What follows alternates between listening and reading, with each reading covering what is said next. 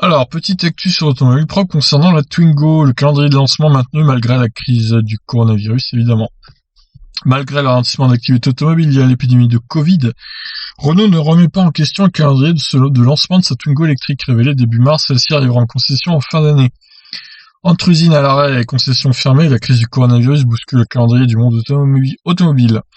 Alors que des marques ont choisi de repousser le lancement commercial ou la production de certains modèles, Renault maintient le cap annoncé pour sa Twingo électrique. Il n'y a pas de remise en question du planning global dans l'hypothèse d'une reprise des usines dans les semaines qui viennent, confirme Emmanuel Bouvier, directeur commercial de la marque.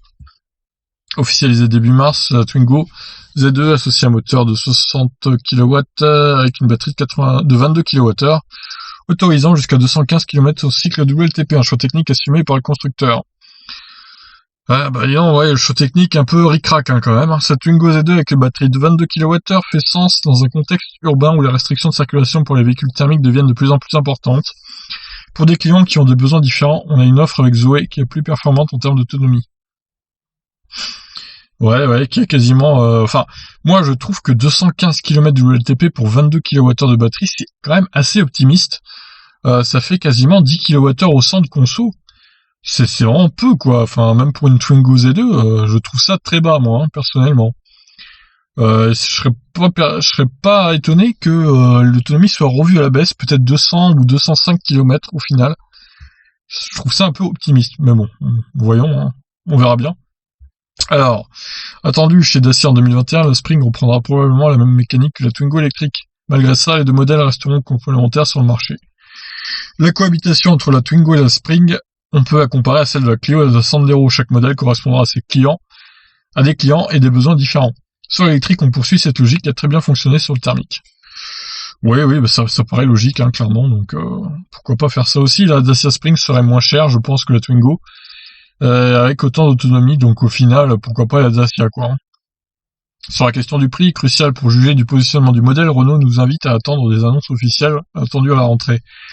La marque aux losanges devra toutefois bien placer son offre face à une concurrence très agressive. Au sein du groupe Volkswagen, le trio e-up, Citigo et EMI est proposé à moins de 20 000 € bonus déduit et batterie comprise. Et oui, là ça fait mal, hein.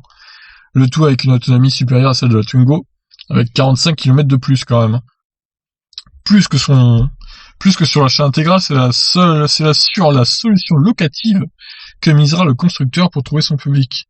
Sur Zoé, la LLD représente 90% des ventes réalisées auprès des particuliers avec une offre débutant à partir de 179 € par mois. 90%, c'est énorme. C'est pour ça qu'elle marche si bien la Zoé aussi. Dans sa configuration thermique, la Twingo est aujourd'hui proposée à partir de 99 € par mois. Si Renault parvient à tenir un tarif dans le même ordre de grandeur sur la version électrique, le succès sera probablement assuré. Oui, c'est vrai que 99 € par mois, c'est pas énorme. Donc ça pourrait être bien placé comme tarif en location. Donc à voir, hein, si Renault arrive à tenir un tel tarif, on verra bien. Sur ce, je vous laisse réagir concernant cette Twingo, ce Dacia Spring. Qu'en pensez-vous? Ciao, ciao.